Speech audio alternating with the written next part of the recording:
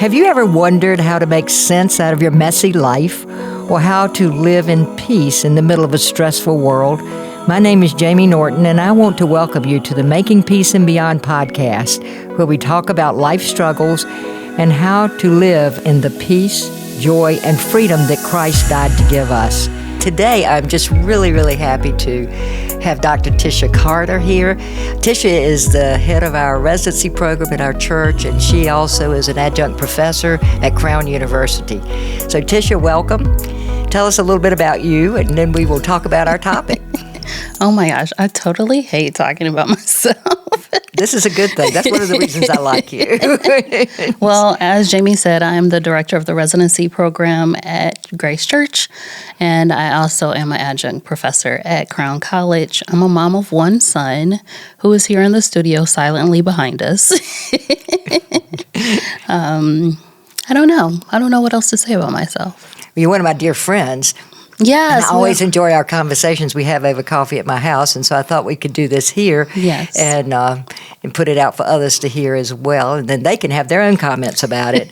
But what we decided to talk about today is something that I think we really don't do really well in the United States, and that is being able to grow and learn from our pain and suffering, and really to do suffering well. Mm-hmm. And we live in a world that so embraces the search for happiness. Yes. You know, in fact, I've said before that the one thing I hear the most in my office when somebody is getting ready to do something really stupid that's going to hurt themselves and others is they'll say, "I'm just not happy." Yes. And we use not being happy as an excuse for whatever it is we want to do, because we think we have a right to be happy all the time. Yeah. And it's a very difficult kind of a thing when life doesn't come in happy all the time, which it never does. Also, just life is not a mental illness. We also see people who are sad or unhappy or tearful as being sick. Yes. And I think that happiness is subjective, like what one person may think is happiness and another person may not. I also think that it's this philosophical construct of being. We understand happiness to be like a good meal or a sunny day, but it isn't like something tangible, if that makes sense, that we can definitively say happiness is this. Mm-hmm. So I think when we're thinking about suffering, like for me, like suffering is inevitable. It's a part of life. Where happiness is not. Exactly. Happiness is situational. Yes. It's experiential. Yes. And it is personal in what people are going to have. Joy, however, is something we can have all the time. Yes. Because joy is basically the assurance of God's presence in all things. Mm-hmm. And it's, to me, experientially, it is the experience of God smiling at you with a twinkle in his eye. So, that makes you feel warm when you really can rest in that. Mm-hmm. And so basically the ability to experience joy in the midst of suffering is something that Paul talks about in Scripture, yes, that he could sing in prison because he had the joy of the Lord with him. And so I think when we look at what happens to us in pain and suffering, we tend to, when someone is crying, we say, "What's wrong?" Yes. And sometimes I want to say, "Thank goodness you're crying. You've been sitting on that stuff for like 40 years. Maybe now we can talk about it." But we're made to feel bad when we're crying. Exactly. We're made to feel like we're not allowed to cry. We're made to feel like it's like unacceptable. It's weak. Especially if you're a guy. Yeah, but even females, mm-hmm, especially being a Black female, an African-American female, we're always portrayed to be these very strong pillars, and that crying is not welcomed, nor is it acceptable. I remember being told a lot of times, like, "Don't cry, don't let them see your weakness." And I'm like, I'm just showing that I'm human, and what just happened to me was hurtful, and I need to release it in a healthy manner, and tears is a way of releasing that in a healthy manner. I also think that joy is a perspective choice. whereas happiness happens to you. You can choose joy, and in suffering, you can choose joy to suffer well. But that's a good point. I haven't heard it expressed exactly like that before. I really like that. It's really good. Yeah, I just think about the times that, like, say, to give like a general example, say you have a bad day. You can choose to be in a bad mood because you have a bad day, or you can choose to see the growth opportunity that happened from that bad day. You can choose to see how important that experience will be in the long term. You can even see how that may have been a growth opportunity for the person that caused you to have a bad day, or the bad experience that caused you to have a bad day. It could also be an opportunity to share something good or something joyful with a person during when you're having a bad day. So I always feel like we choose to be joyful. Choices over and over again comes back to the very essence of being a human being is we have the ability to choose. We don't have the ability to choose what happens to us. Yes. But we do have the ability to choose how we respond to what happens to us. Yes. And there's basically two roads we can go. We can go on the high road, which is to, well, not the high road. A lot of people talk. I mean, a lot of people take the high road to get high, but in not the face that of suffering. road. But that's not that one. That goes actually with the other road. But we can choose to become stronger and closer to God, to closer to others. Yes. We can choose to learn everything we can out of every opportunity that we have, even the painful ones. Yes. Or we can choose to become an angry, bitter victim, which is basically, I think, where society pushes us. Oh, poor you. I wouldn't ever be able to tolerate that. How did you ever do that? Well, everybody does that. Everybody loses people. Everybody has pain. Everybody, life happens to I used to have a pastor, and he'd walk into church and he'd say, "Hey, good morning. Has life happened to anybody this week? Have you had any life today?" Because life is so full of pain and suffering, and it's also full of joy, but we haven't learned, I think, as a culture, to embrace our pain and suffering as an opportunity for growth. I know, and to accommodate that, I mean, in order to enjoy the next chapter, because it really does come in spells. I mean, we're going to have a lot of sometimes people say it comes in threes, and there are periods of life you think, really, this too, Yeah, I think hills and valleys are inevitable. You can't have one without the other. So to say you just want to have continued happiness negates the fact that a valley has to come in order for you to appreciate those hills. And suffering is in those valleys, but would you appreciate the hilltop if you never experienced the valley? And I was always raised like sadness is inevitable, but I always felt like I didn't have a choice of how to respond to the sadness, like you were talking about. It's your response to things. I always was led to believe that if something bad happens to you, your natural response is to be mad or sad. Like those were your choices. And I am learning and have learned, in order to suffer well, that there are more options. Just because something bad happens to you, or you experience something that is hurtful or painful, or you're in a valley, does not mean that you have to respond either mad or sad, nor do you have to stay in that valley. And I feel like we live in a culture that kind of perpetuates this victimhood. Like, something bad happened to you, be sad. Something bad happened to you, you don't have to get out of the bed. You don't have to continue living. You can just stay at that point of your life and live there forever, mentally, emotionally, physically. I remember because there have been times in my life I have not handled my pain well. And but one of those times that was interesting, it was an interesting observation. When my children's father ran away with my best friend right after our son was born, I was devastated, probably suicidal. I had two small children.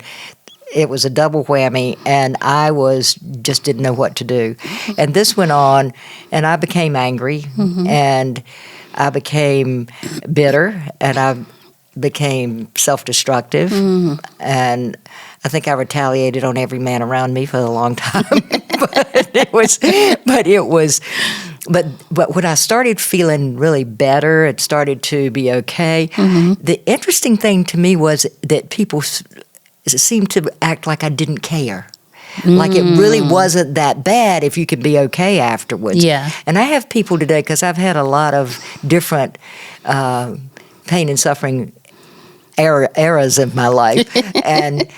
But today I wouldn't even trade those, because they were the times that I was taught more than any other time. Yeah. You come to the end of yourself and you have to do something different. A crisis just means a crossroads. Yeah. It just means you can't go the straight. You have to go one way or the other. Left or right, and so a crisis is just a crossroads.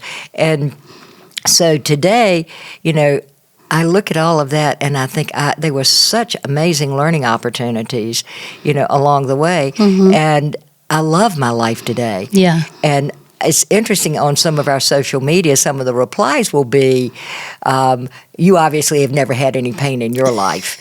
It's nice for a white woman who never had any experiences, you don't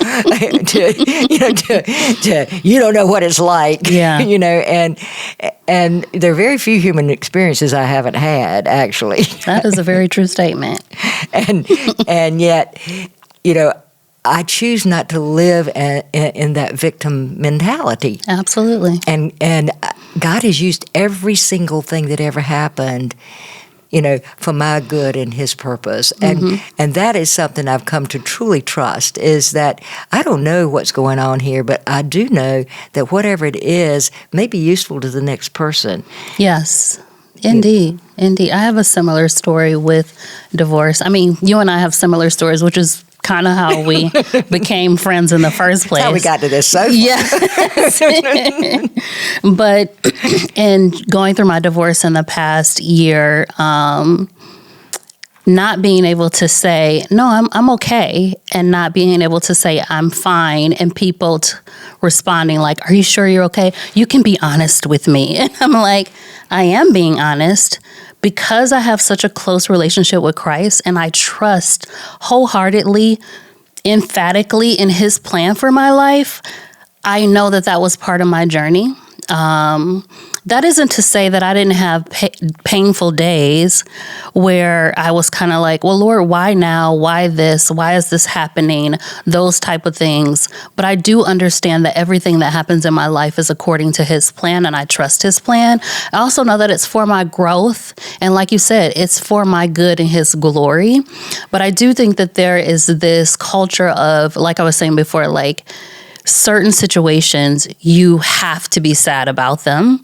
If you're not sad about them, or if you don't have a strong, deep emotional response that seems like a deep sadness, for lack of a better phrase, that people tend to judge you. And tend to act like something must be wrong with you if you don't have this strong negative response to suffering.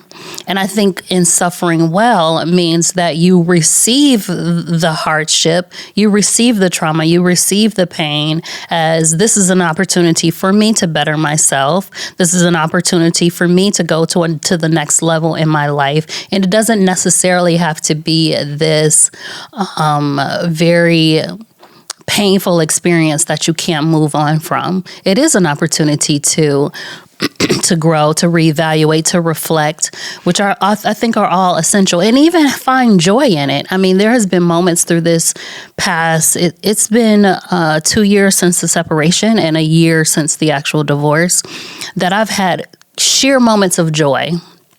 And not because I'm like, oh yeah, I'm divorced. No, but just more trusting God's plan for me, trusting His plan for my life, and trusting that this season was necessary for my own personal growth. And I mean, you and I have had serious trauma happen in both of our lives that we can relate to. There are some for me that are still unresolved, but that doesn't mean that I can't choose joy in them. There are moments and things that have happened in my life where I'm still wondering, like, God, what was that for? And I may not ever know that until the other side of glory. However, it could be blessing someone else and I'm just not even aware of it. Yeah. I think sometimes, I felt like for a long time my life was just scattered pieces of broken glass. Yes. And there was a time when I just thought that my life was just a lot of different pieces of broken glass. Mm-hmm. And when God called me to do Making Peace and Beyond, it was like everything came together in a stained glass window that he could shine his light through. Yeah. And the fruit of that ministry has been so big in terms of just there's nothing that happened in my life that he hasn't used in that ministry. And I think at this point I'm just so grateful and humbled and privileged to be a part of watching what he can do in people's lives. And, I think one of the big things that makes it hard to allow yourself to be authentically sad and authentically grieving and authentically suffering is that other people become uncomfortable because they don't know what to say. Yes. And then they say tacky things. Yes. It's like really, but there is, in our pain and suffering, there is a place of sacred silence that only Jesus can fill that gap. Yeah. There's nothing to say. And sometimes God gave us the grieving process in order to integrate loss and adapt to change. Because that's what pain and suffering is about. Something that you've treasured, something that you valued has gone. Yeah. And there's an emptiness there. There's a space there. And that space is a Jesus hole, And there is that thing. But we never learned how to be in that space with each other. And sometimes it's just about sitting there with somebody. Sometimes it's providing a shoulder and a Kleenex. Sometimes it's willingness to talk about it. I had a friend who was dying, and one day she called me and she said, I'm dying. I'm scared to death. And my family won't talk to me about it. Can I come over? And it was, at times, dying is a pretty big thing. Yeah. So if you're having to do it alone because nobody wants it to be true. Yeah. Nobody wants to talk to you about it, then you end up having to do it by yourself. Yeah, I think dying is an interesting experience. While we all have the knowledge that it has to happen, there is just this deep shock when it does happen. Until you get to be as old as me.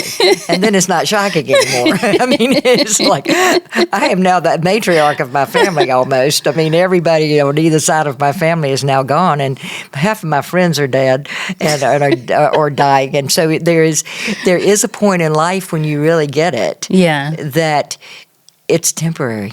Yes. Everything is temporary. Yes. And I've learned in my old age to be able to hold things much more lightly. Yes. To realize everything's got to go. Yeah. Everything but Jesus has got to go. That's the only thing that's going to walk out this door with us. Yeah. And if you truly study his word, and he talks about seasons for things and understanding that everything has a season, that I feel like it's easier to hold those spaces of I'm going to lose this. And not necessarily sitting in it like I'm depressed, I can't enjoy it, but holding it loosely. I remember when I started my position at Grace, one of the pastors here, I was under his direction, and he was like, Tisha, you're just holding your gifts so close, your fists are so tight, and just learning how to hold everything loosely, because nothing belongs to us, whether it's your spouse, your children, your mom, a good friend. Everything is for a season. God's word specifically says that. I think that should prepare us to have the perspective of loss is inevitable, and having a trusting perspective towards I'm going to enjoy this while I have it. Live this day because it's all we have. There is a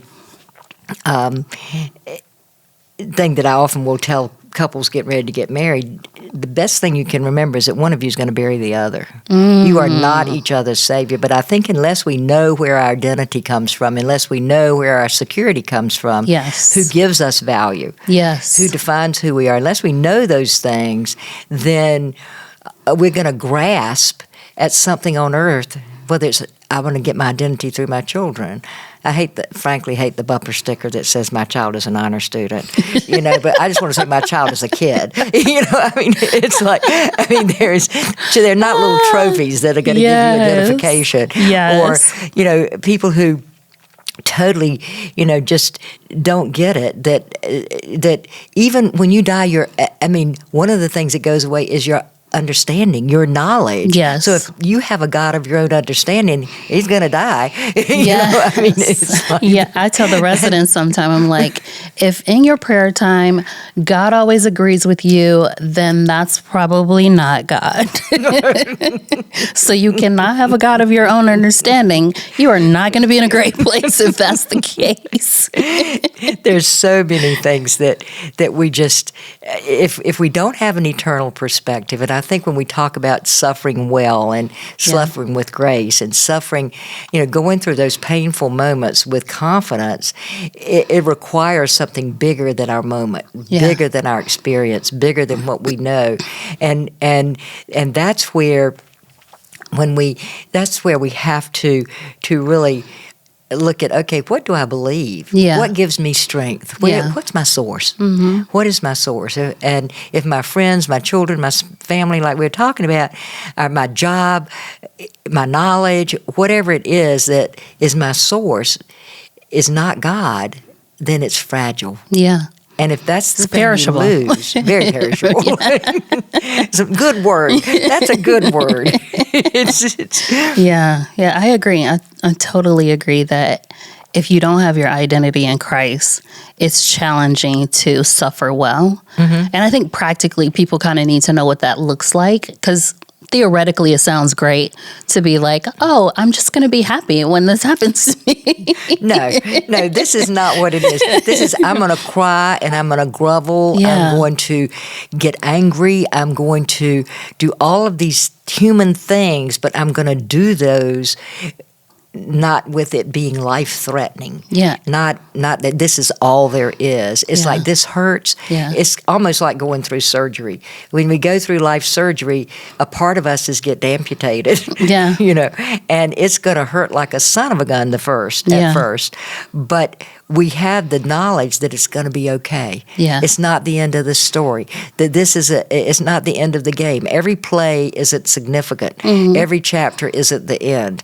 And so when we can suffer in that perspective, then we can reach out, we can hurt, we can be with each other in our pain. Mm-hmm. I mean, I love having friends like you that I can hurt. My life doesn't have to be okay, and it doesn't mean I don't have faith. And I think sometimes in the church, we sort of indicate, well, where's your faith? Mm-hmm. And my faith is right here and it's right strong, but I am hurting like a son of a gun right now. Yeah. And so I'm going to cry. Yeah. God gave me tears to remove the stress stuff. He gave me laughter to heal. Mm-hmm. And so I'm going to use both of those things along the way. Yeah. And it doesn't mean that one's ruling over the other. Mm-hmm. It means that both are tools for living. Mm-hmm. That they're gifts from God to help us to get through times. Yeah. And when I can't do it on my own, I'm going to call you up. And I'm going to say, I need help. And vice versa. I remember some days when I was like going through at the height of my divorce, at the very beginning, when everything was unveiled and I was like really having deep sadness. And you said to me, you were like, this is okay to do it for a day. And then you were like, but 3 days from now. Rise again, sister. Right. And it actually didn't take me those 3 days. I think you helped me to lean into my sadness, embrace it, so I could get past it and heal. Mm-hmm. And I think having a time limit on it helped me to realize that it can be a choice, that it doesn't have to be this, and it isn't, I guess, a bruise or an insult to my relationship with Christ to have that deep sadness. No, he wept. Yes. Christ wept. Yes. He asked for another story. He didn't particularly like a part of his script. Yeah. Yes. I think that we have to go into that and say, I think of it sometimes, if I have a toothache, it hurts so bad. Yeah. And it draws my attention to it. And it can become all there is. I can become one giant toothache and forget that it's a very tiny part of the whole body. Yes. That I have more than a tooth. Yeah. And I think that sometimes we help each other to remember, yes, you're going through a divorce, you're going through a loss of this person, but that's not all there is. Yeah. You're so much more than that person. Yeah. It's like some people let their sorrow become their label. It's the story that they tell every time they interact with someone, when they meet someone new, and then it just becomes a part of their identity. And I think during that season, you helped me for that not to be my story, a story of redemption, of rebuilding, restoration was more important to me than this is what happened to me and that's all that is to me. And I feel like that's what's perpetuated in our society. Like, if you are a fatherless child, then you automatically have abandonment issues for the rest of your life. And that is your label. And that's the story you tell every time you interact with someone. I remember standing up in professional training meetings when I was, as a counselor. I'd go to these conventions and they'd talk about broken families, and I would stand up and say, I'm a single parent family. A lot of families that have two parents in the house are more broken than my family. Amen. And it was like, do not call me broken, because do not call my children broken. Yeah. That is not okay with me. Those are those labels. But we do have this assumption, and I think one of the things that I find is really important when you're going through pain and suffering, and I just say this very loudly, do not seek out advice from people who are going to join you in your anger and in your bitterness. Yes. I have someone really close to me in my life who, to this day, my children's father left 50-some years ago, 55 years ago, almost. And to this day, the mention of his name, that person will just say, that's yeah. Yeah. And I'm like, I don't feel that way. Mm-hmm. I don't. I forgave that man a long time ago. Yes. And I said, today I'm actually pretty grateful to my friend. Somebody said she was your best friend, and I said, well, actually, she was. I'm really glad God didn't make me live with him the rest of my life. But I told somebody the other day, and it didn't fare too well for him because he's dead, and she is too. For me, I feel sadness for the other person. Like, I had the same interaction where somebody was like, aren't you mad? Aren't you angry? I was like, no, I feel sad for the whole situation. And my prayer is that that person will restore themselves to Christ and that healing will happen.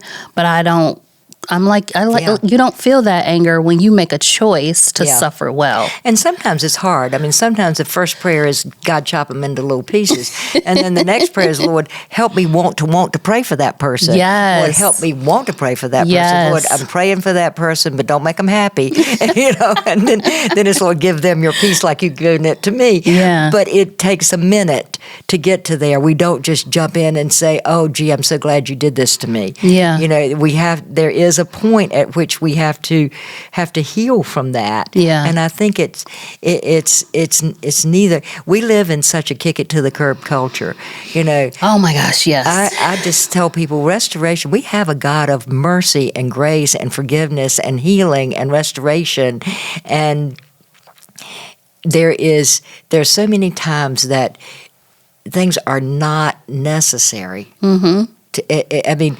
Especially if there's children involved, it's so important to say, okay, we have a vested interest in cooperation. Yeah. Not in hating each other. Yes. And Yes. and that is such an unusual idea in the world that we live in, because we're such a good victim society. Oh, yeah. I mean, it is, and we tend to medicate pain. I wanted to just to say that, because people who know me well know that this is a pet peeve of mine.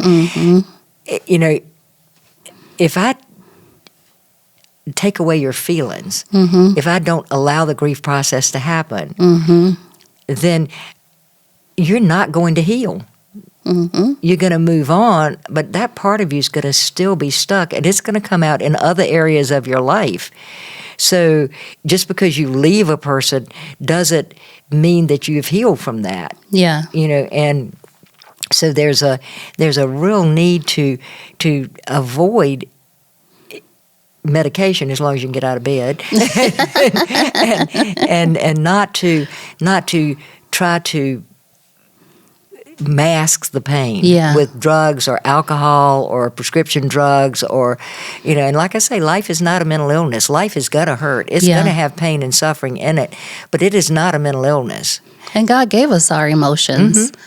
So why would you want to take those away? And Jesus had them all. Yes, yes. I wanted to talk about that a little bit, how Christ suffered well. You don't hear him on his journey complaining about what he's going through. You don't hear him using it as like a badge or a label or carrying excuse. Right. He just lives it.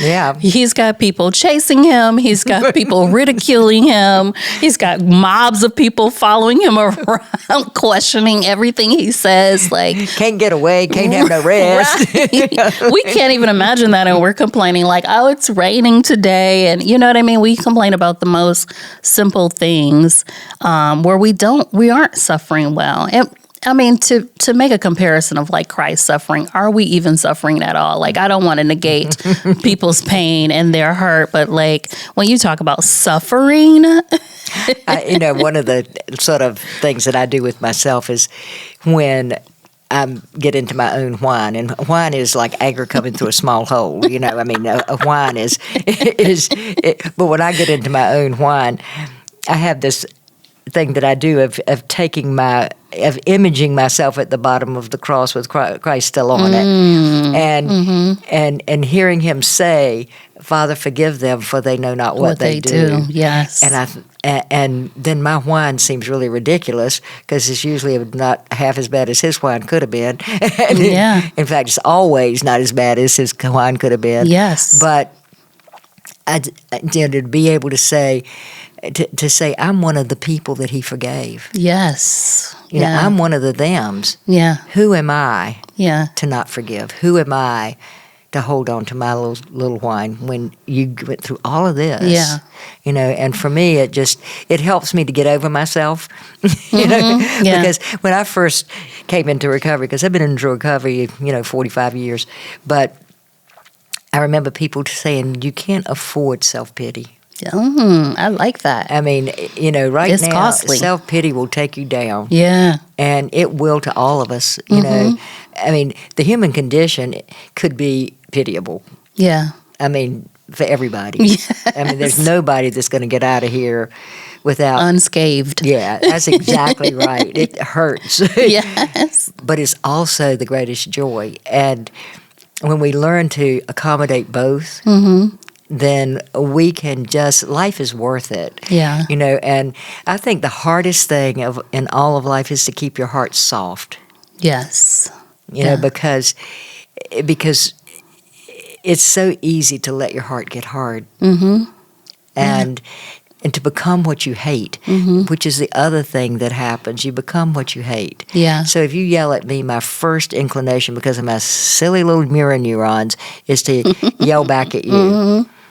And so I give control to the people who have hurt me the most by doing that. Yeah. And to be able to forgive and move on is such a gift. Yeah, I agree. And I feel like it's part of the healing process. I also think sometimes people work really hard and spend a lot of energy on trying to avoid pain and suffering. Good point. Good point. Like to the point that they will build themselves a little invisible house and isolate themselves and not experience life. And then I always like think about all of the things that you miss out when you try to avoid pain and suffering. I mean, think about like your first stage of life. Would you have learned to walk if you were avoiding pain and suffering? Because it is hard to walk. It is. And you fall and you get bumps and bruises. Riding a bike, driving a car, like all of those things that we do to progress in life. If you just started at that point of life and decided, I'm going to avoid all pain and suffering, look at all of the things you would have missed out on it. So to make it later in life, yeah, you're even missing out on things as well. I couldn't imagine making that choice.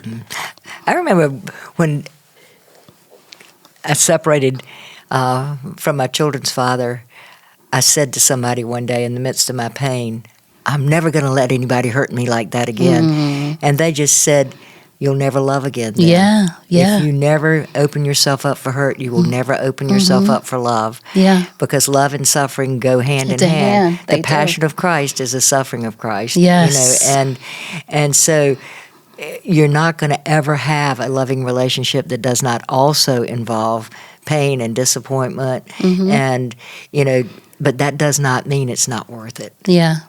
And I mean, relationships are hard, period. They just are. You have two crazy human beings, and we're all crazy. Coming from two different backgrounds. Two different perspectives on life, two different belief systems. Even if you're both Christ believers, your relationship could be different and look different, and that could also be a conflict within the two of you. So I just think like you just have to be, like you said, open. And I think you have to have the perspective that like love and suffering go hand in hand. It just does. You can't love the great parts of somebody and then say, well, I hate the bad parts.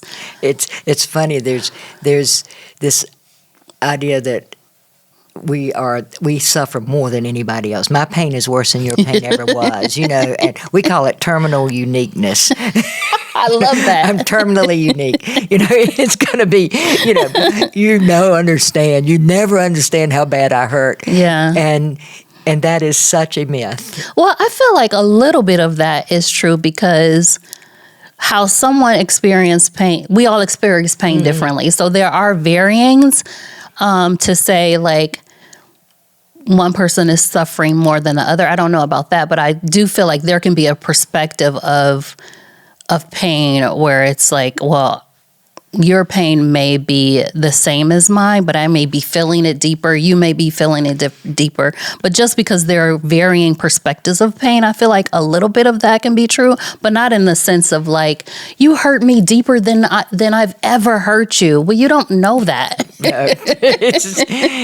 and usually at the end of a life, if you put it on a scale, everybody would have had some really bad pain and some really and the perspectives may be different in different points of that. Yeah. But you're still going to have, a life that's going to have hills and valleys. Yes. Somebody said one time, I think it was Elizabeth Kubler-Ross, who did a lot of the first grief stuff, said, if you live a life that has one more hill than it does valley, you probably lived a successful life. Yes, and that is probably true. That's so true. So but they're both necessary. They're necessary.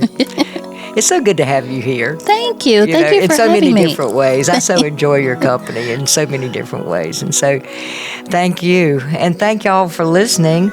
And if you liked what you heard today, please tune into the rest of our social media as well. We have other podcasts. We have Instagram. We have Facebook. We have TikTok, a website that has videos. And please, if you like what we do, comment on it, give us some feedback. We just want to talk about things that happen in life. So again, thank you, Tisha, and God bless you.